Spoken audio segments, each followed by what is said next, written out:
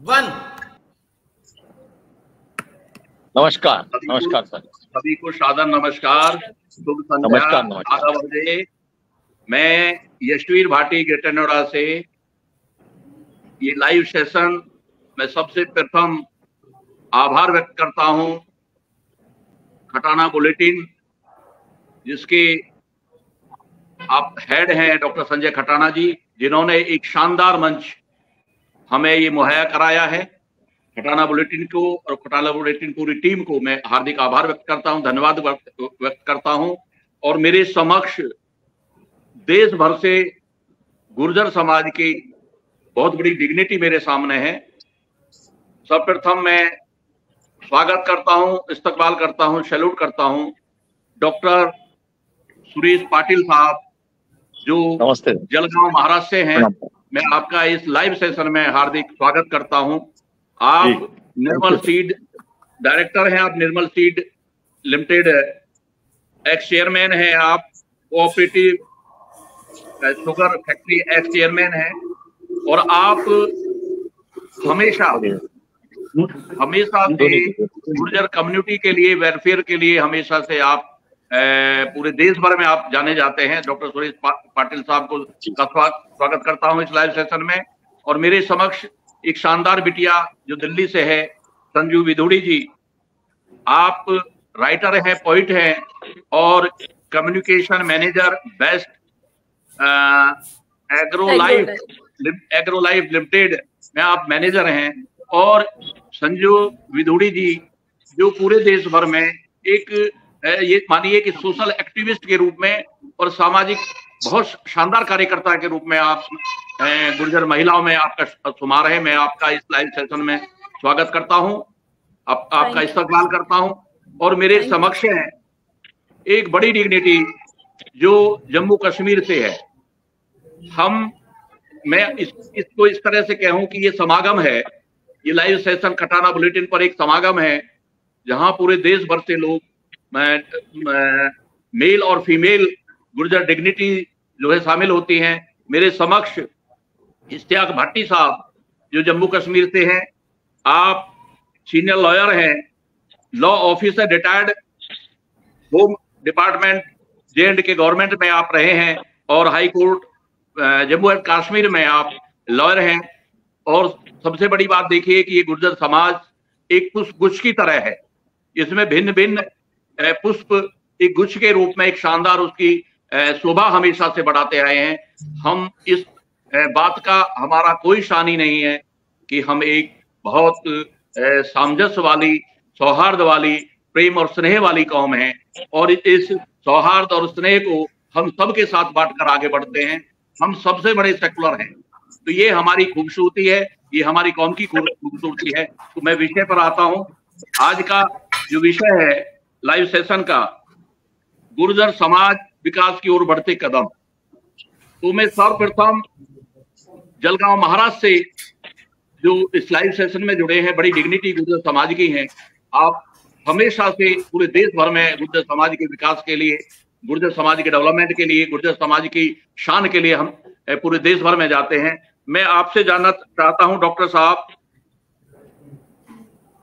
आजादी के बाद, आजादी में जो हमारा रोल रहा वो रहा, और सभी लोग आज देश की आजादी के लिए सभी समाजों के लोग, सभी कम्युनिटियों के लोग, सभी मजहब के लोग देश को आजाद कराया।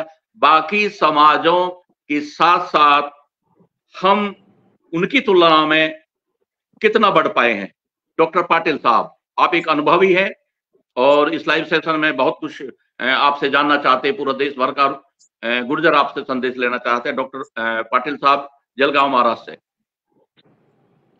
सर ऐसा कंपैरिजन, जी सर, अगर ऐसी तुलना की जाए, कंपैरिजन करने जाए इतर समाजों के साथ, तो कुछ समाजों की तुलना में हम जरूर आगे बढ़े हैं।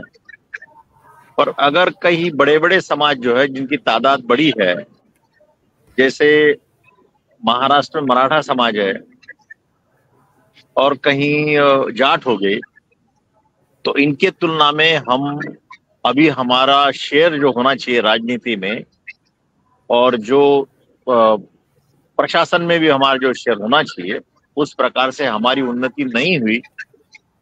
ओबीसी पिछड़े वर्ग के तुलना में हमारे यहाँ जरूर कुछ हमने पा लिया है, पर अभी भी अगर हम और आगे बढ़ने के लिए हमारे लिए बहुत ज्यादा अभी स्कोप है, ऐसा मेरे को लगता है। जी, आप अपनी बात को जारी रखिए। जी, आप अपनी बात को आगे जारी रख सकते हैं। जी जी सर, जी सर, अदर जाति की तुलना के कंपैरिजन में तो मैंने बता दिया अभी। और जो है आप राजनीति के बारे में अगर बताएंगे। जी जी, राजनीति के बारे में जैसे मैं महाराष्ट्र के संदर्भ में बात करूंगा, तो महाराष्ट्र में हम जिस तादाद में हैं उस तादाद में हमारा राजनीति में वैसा शेयर कुछ ठीक ठाक रहा है। जैसे कि अभी जलगांव डिस्ट्रिक्ट से हम आते हैं, तो जलगांव डिस्ट्रिक्ट में हमारी तादाद बहुत ही कम है, फिर भी यहाँ के 2 कैबिनेट मिनिस्टर महाराष्ट्र की गवर्नमेंट में है। और जो कोऑपरेटिव संस्थान है उसमें भी बहुत सारे कोऑपरेटिव संस्थान के ऊपर जहां जहां भी गुर्जर समाज बसा है वहां हमारा उसमें वर्चस्व रहा है। हम अन्य सभी जातियों को साथ में लेके चलने की हमारे में आकांक्षा होने की वजह से, हमारे में वो स्किल होने की वजह से, हमारे जाति में वो स्किल होने की वजह से हम उसमें ठीक ठाक हमारा शेयर यहाँ पर है। वहां भी मराठा समाज के साथ तुलना की जाए तो पाटिल साहब, सामाजिक और आर्थिक स्तर पर आप जो है क्या क्या देख रहे हैं? सामाजिक और आर्थिक स्तर पे ऐसा है कि आर्थिक स्तर पे देखा जाए तो पहले ही महाराष्ट्र में जो गुर्जर समाज बसा हुआ वो नर्मदा किनारे या तप्ती के किनारे बसा हुआ है, जहाँ की भूमि संपन्न थी और वैसे लैंड होल्डिंग भी हमारे कम्युनिटी के पास ज्यादा था। जैसे खेती में अच्छी प्रकार की की जा सकती थी, उसके वजह से हमारा आर्थिक स्तर ठीक है। हम जरूर इंडस्ट्री में वगैरह कमी है और उस वजह से अन्य अगर जातियों से जैसे ट्रेडिंग कम्युनिटी के साथ, व्यापारी जातियों के साथ या बिजनेस कम्युनिटी के साथ हम तुलना करते हैं तो हमारा आर्थिक स्तर और भी बढ़ सकता है, क्योंकि हमारे पास पूंजी होने के बावजूद भी हम उसको उस प्रकार से यूटिलाइज नहीं कर पा रहे कि हमारी पूंजी अधिक कैसी बढ़े। सामाजिक स्तर की बात अगर की जाए तो सामाजिक स्तर में यहाँ के गुर्जर समाज में जो दहेज जैसी प्रथा है वो पहले से नहीं है और शादी के खर्चे भी जो है वो वर पक्ष और वधु पक्ष अपना अपना खर्च निभाता है। इसमें दूसरे के ऊपर कोई निर्भर नहीं रहता और ऐसा उसका कोई बोझ ज्यादा होता नहीं है। उस स्तर में जो है हमारा ठीक ठाक वैसे है। ये आपने मतलब एक बहुत बड़ा प्लस पॉइंट बताया है कि दहेज और फिजूल खर्ची में जो महाराष्ट्र का गुर्जर है वो बहुत सीमित दायरे में अपने खर्चे में बहुत सारी चीजें मतलब संपूर्ण कर लेता है शादी विवाह। ये बहुत ही सुंदर आपने बात कही है। शैक्षिक और नैतिक स्तर पर थोड़ा सा आप और बता दें कि जो एजुकेशनल लेवल पर और जो हमारी गुर्जर समाज जाना जाता है कि नैतिकता गुर्जर समाज में बहुत रही है, अब आप क्या देख रहे हैं, उसमें क्या अंतर देख रहे हैं? सर थोड़ा सा गुर्जर समाज के एजुकेशन का स्तर जो है वो पहले से हमारे पास गांव में शिक्षा का प्रबंध है और महाराष्ट्र का अगर हम देखा जाए तो यहाँ पे गवर्नमेंट एडेड स्कूल होते हैं और जहां जहां भी हमारा समाज है वहाँ हमारे समाज के ट्रस्ट या तो हमारे समाज ने डोमिनेट किया हुआ अन्य समाजों को लेकर का ट्रस्ट शिक्षा का प्रबंध करता है। Very good. उसको गवर्नमेंट का 100% ग्रांट होता है। इसके लिए एजुकेशन का स्तर यहाँ पे ठीक ठाक रहा है। परसेंटेज जो लिटरेसी का परसेंटेज है वो भी अच्छा रहा हुआ है। अब रही बात नैतिक स्तर की, तो जैसे अन्य लोगों का इसमें आना शुरू हो गया है, जैसे शहर में लोग जा रहे हैं और बड़े शहरों में जाने के बाद में वेस्टर्न कंट्रीज के कल्चर के साथ जो अभी हम सब लोगों का, हमारे युवाओं का जो मिलन हो रहा है उसमें नैतिक स्तर में जरूर हमारा जो पहला नैतिक स्तर था जिसमें हम बहुत ऊंची तरह से हमारा आदर्श को निभाते थे, उस प्रकार से थोड़ा सा उसमें भी जरूर कुछ सोचने की आवश्यकता है। बहुत बहुत बहुत धन्यवाद बहुत सर। शानदार बात। आप पूरे देश भर में गए हैं पाटिल साहब, मैं देखता रहता हूँ जी सोशल मीडिया पे ऐसा पाते हैं उनसे। आप पूरे देश भर में जी जाते हैं, क्या अंतर पाते हैं जी बाकी जगह में? जी। सर मैं ठीक से सुन नहीं पाया सर। मैं कह रहा हूँ कि आप पूरे देश भर में गुर्जर कम्युनिटी में जाते हैं, सभाओं में, सम्मेलनों जी में और विवाह जी। शादियों में, तो आपको क्या अंतर मिलता है महाराष्ट्र और बाकी देश में? सर बहुत सारी समानताएं भी है। जैसे गुजर समाज, देश भर में गुजर समाज जो है, कहीं थोड़े से चंबल वंबल अगर छोड़ दिया जाए तो देश भर में जी गुजर समाज बहुत ही विनम्र है, विनयशील है। वो लोगों को बहुत अच्छी तरह से सम्मान करता है। और लाइफ भी ऐसे अच्छी सादगी की लाइफ जीते हैं। होता यही है कि जैसे हम हरियाणा में जाए तो गुजर समाज में थोड़ा सा काम करने से जो है, मेहनत करने की जो है वो थोड़ी सी कमी दिखती है, मेहनत कम की जाती है। थोड़े से आलसी लोग है, जो लेजी लोग जो है वो ऐसा नजर आता है उसमें। अगर हम सब लोग मिलके जो जो हमारा व्यवसाय है उसमें अगर मेहनत की जाए अच्छी तरह से, तो हम हमारी खुद की, समाज की और पूरे और समाजों की और देश की प्रगति, हम उसमें कुछ हिस्सा बन सकते हैं, ऐसा मेरे को लगता है। बहुत बहुत धन्यवाद आपका पाटिल साहब, आपने बहुत खूबसूरत, बहुत शानदार बात गुर्जर समाज के बारे में, खासतौर से महाराष्ट्र के बारे में और पूरे देश भर में घूमे हैं तो उसके बारे में आपने बहुत सारा शानदार उल्लेख किया है। अब मैं बिटिया संजू विधोड़ी गुर्जर जी के समक्ष कुछ अपने सवालात लेकर हाजिर हूं। मैं जानना चाहता हूं संजू गुर्जर जी, समाज के सर्वांगीण विकास में आप गुर्जर समाज के भविष्य को किस तरह से देख रहे हैं? आपको क्या अपेक्षा है, क्या एक्सपेक्टेशन है गुर्जर समाज से? उमर एक मिनट उमर। अपेक्षा। जी जी संजू गुर्जर जी। हाँ जी। पहले तो thanks a lot for inviting me. और दूसरा, अपेक्षाएं तो बहुत सारी हैं, कोई एक अपेक्षा तो नहीं है। क्योंकि अगर विकास की बात की जाए ओवरऑल, अगर हम देखते हैं, आज हम ये डिस्कस कर रहे हैं कि हम दूसरे जो कम्युनिटीज हैं, ठीक है, अगर हम उनसे कंपैरिजन कर रहे हैं अपना, ठीक है, तो हम उनके सामने हम कहाँ खड़े होते हैं? तो मुझे ऐसा लगता है अभी दूसरों से कंपैरिजन करने की स्थिति में तो अभी हमें बहुत काम करना है और हर लेवल पे बहुत सारा काम करना है। तो इसीलिए ये बेटर है कि हम दूसरों से कंपेयर करने की बजाय हम खुद को अपने से कंपेयर करें कि पिछले टाइम से और आज के टाइम में हमारी कम्युनिटी पिछले टाइम से आज के टाइम में अपने आप में कितनी आगे बढ़ी है। तो हम वैसे देखा जाए तो शिक्षा के तौर पर हम काफी आगे बढ़े हैं।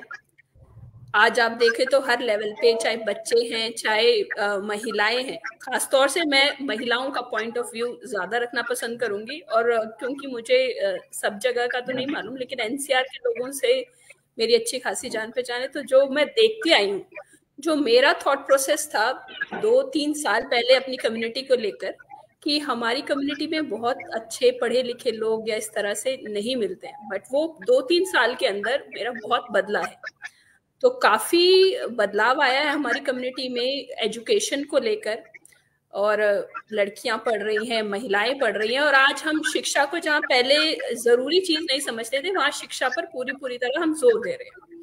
तो शिक्षा के क्षेत्र में अगर मैं देखूं तो मेरी जो अपेक्षा है अपने समाज से वो ये है कि शिक्षा को सिर्फ शिक्षा तक ना सीमित रखें, सिर्फ इस बात तक ना सीमित रखें कि बच्चों की शादियां कर देनी, आगे उतने तक नहीं रखें। मेरी अपेक्षा है कि हम अपने बच्चों को शिक्षा के साथ साथ ये शिक्षा भी दें कि भाई आप पढ़े लिखें और अपना काम जरूर करें। सबको ये शिक्षा दी जाए, अपने बच्चों को, चाहे वो बेटा हो चाहे वो बेटी हो, उन सबको ये बताया जाए कि बेटा आप पढ़ रहे हो, लिख रहे हो, तो इसका मतलब ये है कि आपको आगे काम भी करना है। तो शिक्षा के क्षेत्र में तो मेरी ये अपेक्षा है। और महिलाओं को ज्यादा से ज्यादा आगे बढ़ने के मौके दिए जाएं, ना तो उनको घरों में ना रोका जाए, उनको घरों में ना रखा जाए, क्योंकि जब महिलाएं बढ़ेंगी तभी पूरा समाज जो है हमारा आगे बढ़ सकता है। तो शिक्षा के क्षेत्र में तो मेरी ये अपेक्षा है। रही बात आर्थिक क्षेत्र की, तो हालांकि मैं बहुत ज्यादा जो है पैसा या इन सब को चीजों के बारे में मेरी बहुत ज्यादा जानकारी नहीं है, लेकिन अगर हम एनसीआर में रहते हैं तो हम देखते हैं कि भाई हमारे लोगों के पास पैसा है। अब वो पैसा किस तरह का है ये सोचने की बात है, वो पैसा हमारे पास किस तरीके से आया है ये सोचने की बात है, वो हमारी मेहनत का पैसा नहीं है। तो मैं उसको आगे बढ़ना नहीं कह सकती कि हम आर्थिक क्षेत्र में हम आगे बढ़े हैं, ये अभी मेरा मानना नहीं है, क्योंकि वो तो एक तरह का लेन देन है कि हमारी कुछ चीज गई। जैसे आप किसी के पास गिरवी रखा है कोई चीज और आप उससे पैसे ले आए, हमारी जमीन गिरवी है, हमारी जमीन गई, हमें पैसे मिल गए, तो पैसे हमारे पास हमेशा टिकने वाले नहीं है। तो आर्थिक उस पे मेरी अपेक्षा जो है मेरी समाज से ये है कि इस चीज को हमारा समाज समझे ओवरऑल कि भाई ये जो पैसा है इसको आप पैसा कुबेर का खजाना मत समझो कि आप खर्च किए जा रहे हो गाड़ियों पे, शादियों पे, दहेज पे, ज्वेलरी पे, कपड़ों लत्तों पे, दिखावे पे, वो मत सोचो। आप अपने काम धंधे सेटल करो, ठीक है? आप अपने व्यापार लगाओ, आप अपनी पूंजी को आगे बढ़ाओ। उस पूंजी को ये मत समझो कि ये आ गया तो ये अब खत्म नहीं होने वाला, ये खत्म हो जाएगा, बहुत जल्दी खत्म हो जाएगा। अभी आप अपने कंपैरिजन में जब देखो दूसरी सोसाइटीज के लोग, तो हम दूसरे समाजों से अगर हम कंपेयर करें तो दूसरे समाज के लोग जो हमारे आसपास रहते हैं वो इन सब चीजों में नहीं पढ़ते, वो बहुत आगे बढ़ रहे हैं, वो व्यापार में आगे बढ़ रहे हैं, वो शिक्षा के क्षेत्र में आगे बढ़ रहे हैं, वो काम धंधे लगा रहे हैं, वो कभी भी इस तरह की चीजों में अपने पैसे को जाया नहीं करते जिस तरह से हम लुटाते हैं अपने पैसों को। हमारा समाज जो है पैसे को लेकर थोड़ा सा दिखावेबाज है, उस चीज को बहुत बहुत कम करने की जरूरत है, सबसे ज्यादा कम करने की जरूरत है। इनफैक्ट गाड़ियां ला रहे हो आप बड़ी बड़ी, आप ये मत सोचो कि वो गाड़ी कोई आपका पैसा बढ़ा रही है, वो इन्वेस्टमेंट है जिसपे आपके पैसे खर्च हो रहे हैं। आपके घर में आप शादियों में 4-4 गाड़ियां दे रहे हो, 5-5 गाड़ियां दे रहे हो, उसका क्या तुक बनता है? कोई तुक नहीं बनता। तो आर्थिक क्षेत्र में मेरी जो अपेक्षा ये है कि आपके पास जो पूंजी आई है उसको आप दुगना तिगना करने की कोशिश करें, और इस तरह से कोशिश करें कि आप ही नहीं आपका समाज भी उससे आगे बढ़े, आपके समाज के 4 लोगों को औरों को काम धंधे मिले, आप इस तरह से काम धंधों में आगे बढ़े। बात रही नैतिक उसमें अपेक्षा रखने की, तो नैतिक क्षेत्र में अपेक्षा तो बहुत ज्यादा है, क्योंकि अभी हम नैतिकता के तौर पर थोड़े से पिछड़े हुए हैं। अगर आप महिलाओं के रूप में मैं देखूं तो जो हालात आजकल हमारे क्षेत्र हमारी कम्युनिटी में महिलाओं के हैं, तो मैं नहीं कह सकती कि वो बहुत अच्छी स्थिति में हैं। मुझे बहुत अच्छा लगा जब मैंने पाटिल सर की बात सुनी कि महाराष्ट्र में शादियों में दहेज नहीं होता है, और महाराष्ट्र में जो है दोनों जो पक्ष है, वर पक्ष और वधु पक्ष, दोनों अपना अपना खर्चा निभाते हैं। ये तो मेरे लिए एक हैप्पी सरप्राइज है कि हमारी कम्युनिटी में इस तरह की चीजें भी होती हैं। जबकि आप अगर गुर्जर समाज में आज आ जाओ तो बेटी पैदा होते ही जो है 20 साल के लिए उसके शादी का दहेज हमें जोड़ना पड़ता है कि भाई ये भी देना पड़ेगा, ये भी देना पड़ेगा, इतना करना पड़ेगा, इतना करना पड़ेगा। ये तो हम सोच ही नहीं सकते। तो सामाजिक तौर पर, नैतिकता के तौर पर तो हमें अभी हम बहुत पिछड़े हुए हैं, तो उस पर तो हमें बहुत बहुत काम करना है। बहुत ऐसा नहीं है कि हमारा समाज में, सारे समाज में ये प्रॉब्लम है, बहुत सारा समाज ऐसा है जो अच्छा भी है, जो अच्छे अच्छे काम कर रहा है, लेकिन बहुलता जो है वो इस तरह की कुरीतियों की है और वही लोगों को दिखाई देती है। तो इस वजह से जो है, जो अच्छा कर रहे हैं वो लोग दिखाई नहीं देते, तो जो कुरीतियां हैं वो हावी पड़ जाती हैं हमारी अच्छे जो लोग अच्छा काम कर रहे हैं। तो ऐसा हो आगे चल के, जैसे कि अभी कुछ टाइम पहले मेरे ऑफिस में किसी से बात हो रही थी, तो वो मेरे कलीग मुझसे कह रहे थे, आप तो पहली ऐसी गुर्जर महिला मैंने देखी हो जो आप इतनी पढ़ी लिखी हो और यहाँ काम कर रही हो, आपके यहाँ तो इस तरह से बस वो गाड़ियां खड़ी रहती हैं और वो ये कहते हैं किराया का पैसा है, ब्याज पे उठा दे, जब पैसे ले आ, औरतों को घर में रखते हैं। तो मैंने उनको कहा कि नहीं, आप हमारे समाज, मैं एक नहीं हूं, मैं आपको अपने समाज के कितने लोगों से मिला सकती हूँ जो कैसी कैसी पोस्ट पे, जो कितना अच्छा अच्छा काम कर रहे हैं। इट्स जस्ट दैट कि आप उन लोगों को नहीं जानते हो। तो मतलब मेरी अपेक्षा, हाँ, मेरी अपेक्षा ये है कि आगे के समय में जाकर ये लोग कहें कि अच्छा आपके समाज में तो बहुत अच्छे लोग होते हैं, आपकी समाज में तो बहुत पढ़े लिखे लोग होते हैं, और तब कोई 2-4 उनको बस गिने चुने। ये मेरी अपेक्षाएं जो है समाज से हैं, और अभी बहुत सारा काम हमें करना बाकी है। धार्मिक पहलू को आप किस तरह से ले रहे हैं? जो धार्मिक हमारा स्तर है, या धार्मिकता के आधार पर जो है आप किस तरह से गुर्जर समाज को देख रहे हैं?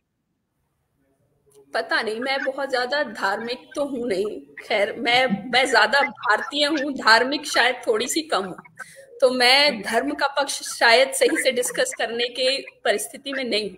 बहुत बढ़िया, तो बहुत मैं शानदार। आपको भारतीय मानती हूँ, तो धर्म तो बहुत बड़ी बात है मेरी। संजू गुर्जर जी ने काफी विस्तार से जो है नैतिक पहलू पर जो है विशेष बात आपने रखी है, और खास तौर से कि जो अच्छे लोग हैं उनका मैसेज या बाकी लोगों में हमारा जो मैसेज है वो मतलब एक बैड इंप्रेशन का मैसेज गया हुआ है। तो हमें हमारे लोगों को और पूरे देश भर के बाकी समाजों को भी ये संदेश जाए कि गुर्जर्स में खाली ऐसे लोग नहीं है, गाड़ी घोड़ा कोई बुरी बात नहीं है, लेकिन अपव्यय वाले लोग नहीं, अच्छे लोग हैं, कमाने वाले भी हैं, और प्रोग्रेसिव माइंड हमारे गुर्जर समाज में है। तो ये बहुत शानदार बात आपने रखी है। अब मैं जम्मू कश्मीर से हमारे समक्ष हमारे इस लाइव के मेहमान इश्तियाक भाटी साहब, मैं आपसे जानना चाह रहा हूं कि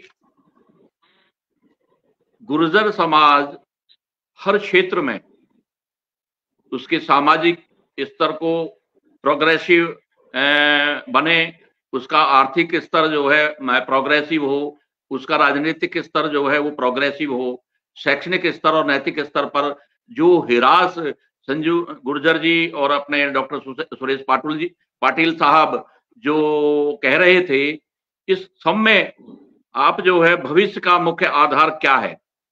गुर्जर समाज के इन सभी आयामों को मद्देनजर रखते हुए वो आप भविष्य को किस तरह से देख रहे हैं, उसका आधार कैसे बेटर हो सकता है? इश्तियाक भाटी साहब, वकील साहब। पहली बात तो ये है कि आपका बहुत बहुत शुक्रिया, और संजू गुर्जर जी और पाटिल साहब ने बड़े विस्तार से रोशनी डाली है, तो मैं आपका भी शुक्रिया अदा करता हूँ कि आपने मुझे भी मौका दिया अपने बात रखने का और एक आपका पक्ष रखने का कि जम्मू कश्मीर में। तो पहली बात ये है सर कि जम्मू कश्मीर में हम 3 तरह के गुर्जर तबके, जो गुर्जर तबका है जम्मू कश्मीर में, इसकी 35 लाख आबादी है, और ये सारे जम्मू कश्मीर में लद्दाख से लेकर पुलिस तक ये सारे डिस्ट्रिक्ट में इनकी आबादी है। 47 के बाद ये बात दुरुस्त है कि जो हमारे कश्मीरी स्पीकिंग लोग हैं या डोगरा लोग हैं जम्मू के, हिंदू बरादरी है, क्योंकि जम्मू कश्मीर में गुर्जर मुसलमान हैं, तो उनके बाकी समाज के मुकाबले में हम पिछड़ गए थे, इसलिए उसकी वजह ये थी। अभी मुझे सभी जी की बात बहुत पसंद आई है कि गुजरों में यहाँ भी ये शौक पाया जाता है कि ये तालीम प्रायोरिटी होनी चाहिए, एजुकेशन प्रायोरिटी होनी चाहिए। जबकि किसी गुजर के पास जमीनें बिकी हैं जम्मू में या और कोई जमीन बिकती है तो वो 50-50 लाख की गाड़ी ले लेते हैं और शादियों में बेइंतहा खर्च करते हैं। जबकि यहाँ पर मैं आपको एक मिसाल देता हूँ, यहाँ एक गुजर को की जमीन बिकी और उसको 1.5 करोड़ रुपया मिला आज से कोई 20 साल पहले, तो उसका कोई पंडित जी दोस्त था तो उसने कहा फिल्म बनाते हैं। अब गुजर बेचारे को, अनपढ़ आदमी को क्या फिल्म बनानी थी, तो वो 1.5 करोड़ रुपया उसने 1 साल में खर्च कर दिया और फिल्म भी नहीं बनी। वो पैसा अगर उसने कहीं बिजनेस में लगाया होता तो उसके 4 बच्चे बरसरे रोजगार होते या कुछ होते। तो मैं ये कहता हूँ कि तालीम का होना निहायत ही जरूरी है, और अगर आपके पास पैसा है तो फिर आप उसका इस्तेमाल सही करेंगे तो आइंदा आपकी 2-4 नस्लें जो हैं वो सुधर सकती हैं, तालीम हासिल कर सकती हैं। तो हमारे यहाँ मसूद चौधरी साहब थे डीजी रिटायर्ड, तो उन्होंने यहाँ ट्रस्ट कायम किया जम्मू में और लोगों को कहा कि आप सिर्फ एक तालीम की तरफ रुझान होना चाहिए और तालीम हासिल करें। तो जबकि हमारे पॉलिटिकली भी हम इतने वीक नहीं, हमारे 8-10 MLA आते रहे, MLC भी आते रहे, 2-3 मिनिस्टर भी होते रहे। तो अब अल्लाह का फजल है, अब भगवान की कृपा है कि हमारे को 20-25 IAS IRS ऑफिसर हो गए जम्मू कश्मीर से। जब से उनको तालीम का थोड़ा सा शौक लगा है और बच्चियां भी पढ़ रही हैं, इस वक्त पॉलिटिकली जो बीजेपी ने पॉलिटिकली रिजर्वेशन दिए तो उसमें हमारी 2 बहनें जो है वो डिस्ट्रिक्ट डेवलपमेंट कौंसिल की चेयरमैन भी है, बीडीसी की चेयरमैन भी है, चेयरपर्सन है, और केएसपीसीआर जो हमारे जम्मू कश्मीर में होता है उसमें काफी सारी लड़कियां भी आ गई हैं। हमारा एक हाई कोर्ट जज भी बन गया है और कई सेशन जजेस हैं। तो गुजरों की हालत सुधर रही है। उसकी वजह ये है कि इंदिरा गांधी से लेकर मिसेस इंदिरा गांधी ने एक जमाने में 13 करोड़ रुपया दिया था कि इनके हॉस्टल बनाए जाए डिस्ट्रिक्ट लेवल पे। तो उनके हॉस्टल बनाने से ये हुआ कि बच्चे हॉस्टल में आए, शहर में आए, उनको तालीम हासिल की, कुछ मेहनत की, तो आज काफी सारे बच्चे जो हैं, काफी सारे लोग जो हैं वो मुलाजमत में आ गए हैं और उनकी आर्थिक पोजीशन भी अच्छी हो गई। तो मैं ये बताऊं कि जम्मू कश्मीर में 3 तबके के हमारे 3 विंग थे। एक है नोमैडिक कल्चर के लोग जो माल मवेशी के साथ हमेशा चलते रहते हैं। एक बकरवाल तबका जो है जो बकरियां पालता है, उनको बकरवाल इसलिए कहा जाता है, तो वो गुजर है लेकिन वो बकरियां पालते हैं सिर्फ, और पहाड़ों में जाते हैं। उनमें तालीम की कमी 1 या 2% है। अब जो जिम्मेदार गुजर है, जिम्मेदार मीन जैसे फरीदाबाद के गुजर है, हरियाणा के गुजर है, राजस्थान के गुजर है, जो बसनीक गुजर है, जो जिनके पास जमीनें हैं, मैं बताऊं कि एक गुजर के पास 500 कनाल, 1000 कनाल की जगह है, जमीनें, लेकिन तालीम ना होते हुए उनकी जमीनें भी बेकार है, उनका पैसा भी बेकार है। वही जैसे मैडम ने बात की कि मैंने भी दिया है दिल्ली में, ये कौन जाए 50-50 लाख की गाड़ियां रखी हैं और आप मेट्रो के लेट और आप कोई काम नहीं कर रहे हैं, और आपका पैसा ना कहीं कोई किसी जगह लग रहा, ना आपको कोई ऐसा स्कूल है। तो हिंदुस्तान के हमारे जो बाकी राजस्थान के गुजर हैं, दूसरे गुजर हैं, अगर ये जैसे पाटिल साहब ने कहा कि कुछ अच्छी बातें भी हैं कि जैसे इनमें जहेज का मसला यहाँ भी नहीं है, जहेज का मसला, दहेज का कोई मसला नहीं, कोई ऐसी हमारे जो कुछ ऐसी दिखते हैं, जो ऐसी रस्में हैं वो हमें नहीं है जो बाकी लोगों में। ये अच्छी बात है, लेकिन कुछ ऐसे जैसे मैडम जी ने बताया कि शो ऑफ बड़ा करते हैं हम लोग। अगर किसी की जमीन बिकी है 1 करोड़ की तो वो 50 लाख की गाड़ी ले लेगा। भाई 1 करोड़ तुझे मिला है तो अपने बच्चों को बढ़ा, कोई इंतजाम स्टैब्लिश कर, कहीं बिजनेस में लगा पैसा। ये 1 करोड़ तेरा 1 साल के बाद खत्म हो जाएगा और फिर तुम सड़क पे आ जाओगे। तो गुजरों में अभी ये इस सोच की कमी है। पहले तो ये पता ही नहीं था। अब देखिए ना, मुझे राजेश पालिन साहब ने खुद बताया था कि मैं दिल्ली में उन कोठियों में मैं दूध दिया करता था, और जब वो मंत्री बने तो उन्हीं में से एक कोठी उनको भी मिली। वो एक आदमी ने मेहनत की, पूरी कौम को बताया कि भाई गुजर जो है तालीम याफ्ता भी हो सकते हैं, पायलट भी बन सकते हैं, IAS भी बन सकते हैं, और मिनिस्टर भी अच्छे बन सकते हैं। विजनरी लीडर था। मैं इसी बात आज हमारे IAS और हमारे 4 DC और 6 SSP लगे हैं जम्मू कश्मीर में। तो अल्लाह का फजल है, इंशाल्लाह वो बदल रहा है। पहले ऐसा नहीं था पहले, और हमारे हकूक दबा के भी रखे थे। अब गुजरू में मैं जैसे मैडम जी ने कहा कि हमें गुजरू में एक अच्छी बात जो हमें इनहेरिट मिली है कि हम राय किस्म के लोग ही बड़े बड़े मकान पसंद करते हैं, बड़े बड़े खुले खुदा में रहना पसंद करते हैं, बड़े बड़े माल मवेशी घोड़े रखना पसंद करते हैं। वो तो हमारे शौक है। सियासत अब ये बताइए कि अगर PhD एक लड़का है, उसको अगर आप प्रोफेसर कहेंगे, आपको प्रोफेसर बनाते हैं, वो कहेगा मैं प्रोफेसर नहीं बनूंगा, मैं सरपंच बनूं। तो गुजरू में ये प्रायोरिटी भी है कि वो सरपंच बनना पसंद करेगा, प्रोफेसर बनना पसंद नहीं करेगा। तो जहां तक आपके दूसरे सवाल का तल्लुक है कि बाकी समाज के मुकाबले में, तो बाकी समाज जैसे ब्राह्मण समाज है, जाट समाज है, जाट यहाँ जम्मू कश्मीर में 2 ही तबके दूध का काम करते हैं, या जाट हैं या गुजर हैं। तो जाट और गुजरू में कोई खास फर्क नहीं है। उनका रहना सहना, उनका दूध बेचना, माल मवेशी पालना, उनका वो एक तरह की रहन सहन है। जाट और गुजरू में कोई खास फर्क नहीं है। बाकी अगर ये कोई कहे कि गुजर कोई बाकी समाज से इंफीरियर है, तो ये मैं मानने के लिए तैयार नहीं हूँ। गुजर बड़ी मार्शल रेस है, गुजर बड़े बहादुर हैं, गुजर बड़े रायल भी हैं, इनकी सोच रायल है, इनका रहना सहना जो है ये राजनीति पसंद करते हैं। ये वो गुजर नहीं है जो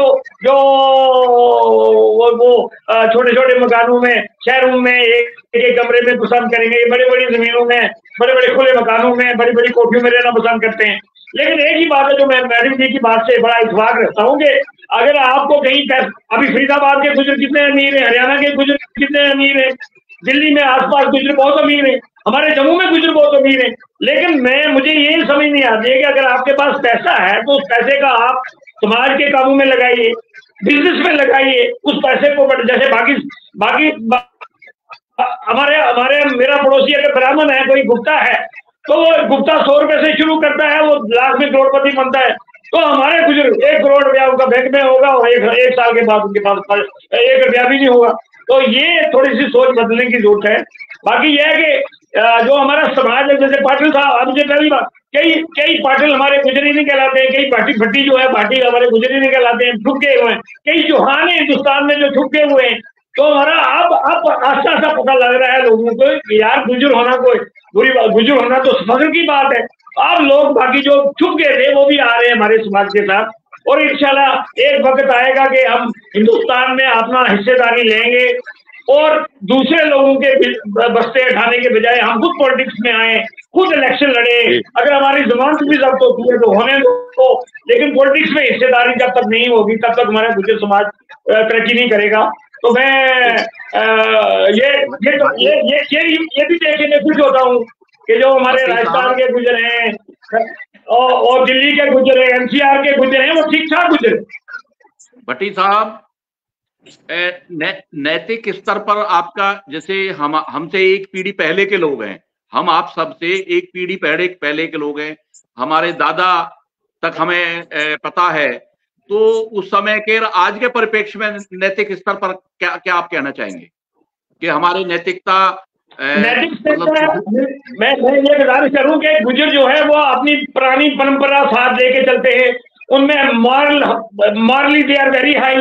मैं क्योंकि स्पेशल पब्लिक प्रोसिक्यूटर भी रहा हूँ, पीपी भी रहा हूँ, लॉ ऑफिसर भी रहा हूँ, पुलिस का मैं प्रोसिक्यूटर भी रहा हूँ, तो मुझे ये पता है कि हमारे गुजर समाज में रेप बहुत कम है, हमारे गुजर समाज में बहू बेटी की इज्जत बड़ी की जाती है और हमारे समाज में बुजुर्गों की इज्जत की जाती है।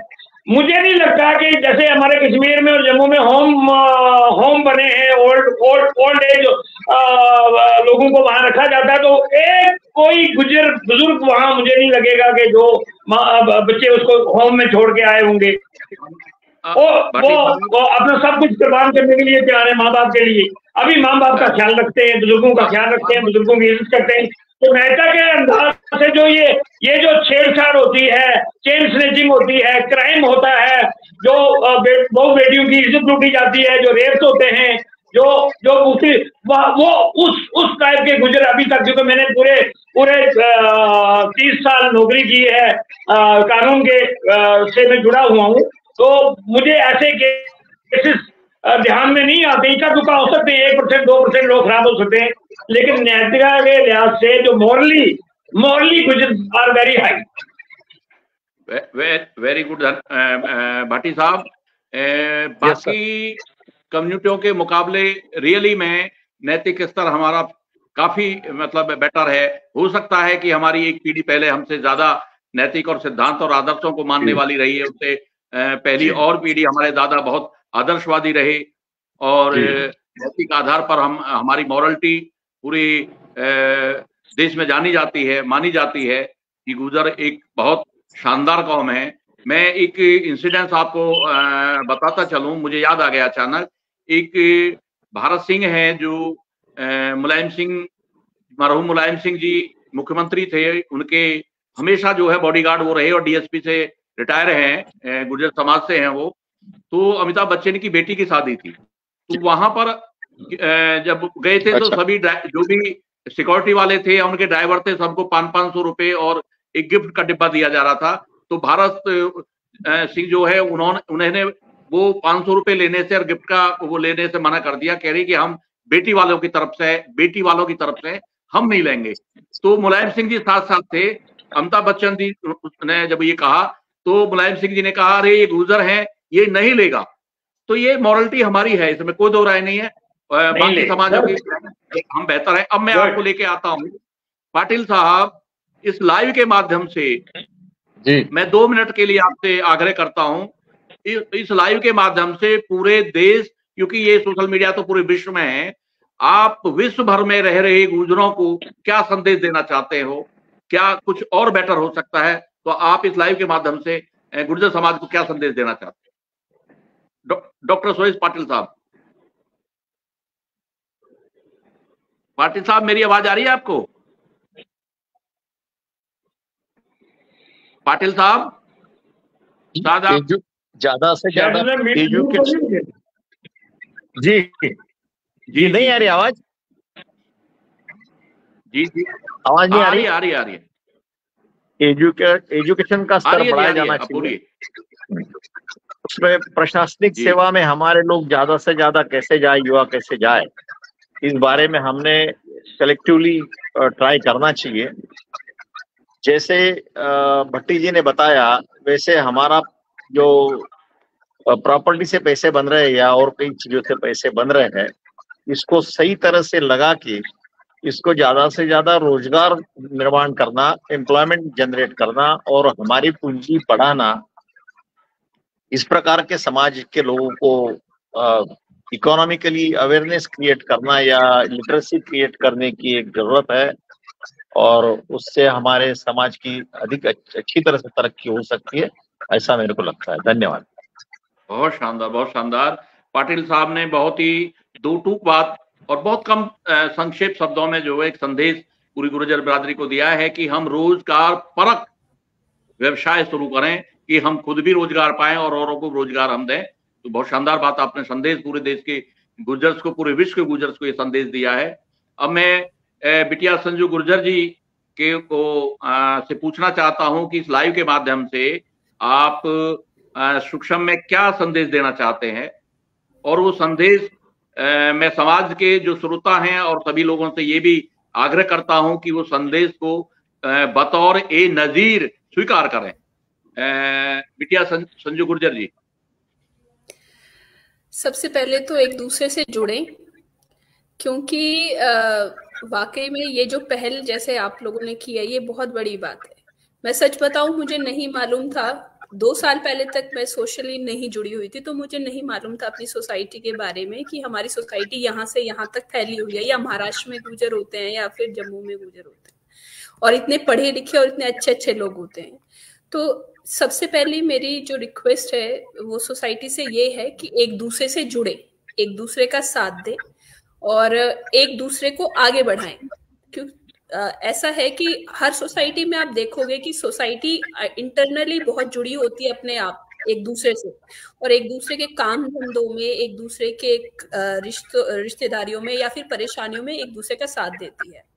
तो ऐसा ही अगर हम अपनी सोसाइटी को आगे बढ़ाना चाहते हैं तो एक दूसरे को काम दें, एक दूसरे के काम से जुड़ें और एक दूसरे के काम को आगे बढ़ाएं। ठीक है, आप तो आगे बढ़ने का सबसे अच्छा तरीका ये है एज अ सोसाइटी, क्योंकि हमारे पास आज मीन्स की कमी नहीं है, हमारे पास मीन्स पूरे हैं, लेकिन हम उन मीन्स को इंटरनली यूज करें और अपनी डेवलपमेंट और अपनी प्रोग्रेस में उसको काम में लाएं। तो ये मेरी जो सबसे पहली रिक्वेस्ट है वो सोसाइटी से यही है कि जुड़े, एक दूसरे से जुड़े, एक दूसरे को जाने पहचाने और अपनी जो हमारी सोसाइटी के अच्छे लोग हैं, हमारी सोसाइटी के अच्छे लोगों से जुड़े और समाज में ये संदेश पहुंचाएं कि हमारी सोसाइटी का अच्छा चेहरा है, ये हमारी सोसाइटी का शिक्षित चेहरा है, ये प्रोग्रेसिव चेहरा है, गुर्जर एक प्रोग्रेसिव कम्युनिटी है। ये मेरी सबसे पहली रिक्वेस्ट है। और ये सारी चीजें तभी होंगी जब आप शिक्षित होंगे, जब आप काम धंधे करेंगे, जब आप एक दूसरे से जुड़ेंगे और नैतिक तौर से आगे बढ़ेंगे। तो ये मेरी रिक्वेस्ट है। ये जो आपने एक बहुत सोशल बॉन्ड वाली बात जो आपने कही है, कि हम एक दूसरे से कनेक्ट हों, ये सोशल बॉन्ड है।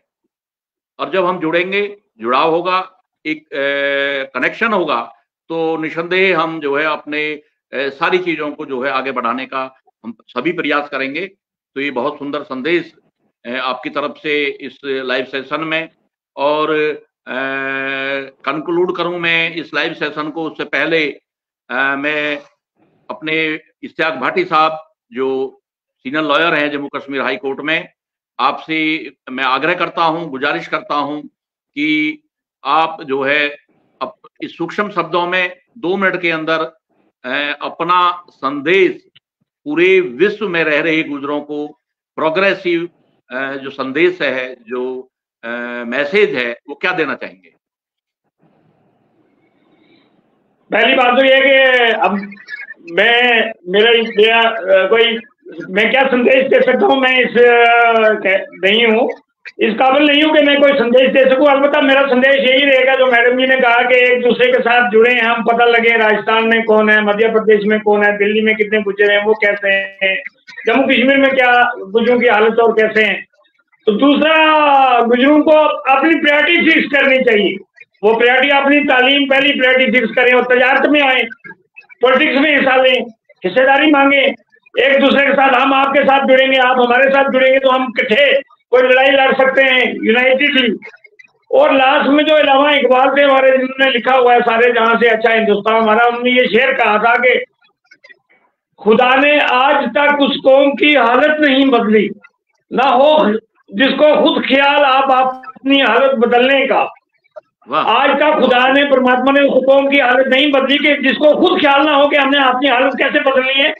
और मेरा मैसेज ये रहेगा कि एक तो तालीम को प्रायोरिटी दें और दूसरा आप चेंज हो, वक्त के साथ तब्दीली लाएं, अपने में तजारत शुरू करें और तालीम हासिल करें। और अगर आपके पास करोड़ों रुपए हैं वो बेकार हैं। आप 50 लाख की गाड़ी में चल रहे हैं तो अगर आप अनपढ़ हैं तो आप बेकार हैं। अगर आप कॉलेज के प्रोफेसर हैं, साइकिल पे जा रहे हैं तो वो फख्र की बात है। आप साइकिल पे जा रहे हैं लेकिन आप पढ़े लिखे आदमी हैं, आप प्रोफेसर हैं। तो ये प्रायोरिटी हमारी कौम को फिक्स करनी पड़ेगी और तालीम हासिल करनी पड़ेगी। बहुत सुंदर संदेश आपका। और सोशल बॉन्ड के साथ साथ हम एजुकेशन को निरंतर आगे बढ़ाते रहें। और मैं लाइव के अंत में सभी को का पुनः आभार व्यक्त करता हूं, धन्यवाद व्यक्त करता हूं कि हम निसंदेह, नो डाउट, कल कोई उम्मीद का नया सूरज उगेगा और हम सब मिलकर बाकी समाजों के साथ इस लोकतांत्रिक देश में संविधान की गरिमा के साथ हम अपनी कौम को तरक्कीशुदा कौम बनाएंगे, आगे लेकर जाएंगे और सभी सकारात्मक सोच के साथ हम सबको साथ लेकर आगे बढ़ेंगे। बहुत बहुत धन्यवाद। बहुत आप सभी को नमस्कार, इस्तकबाल करता हूं, सैल्यूट करता हूं और खटाना बुलेटिन का विशेष आभार।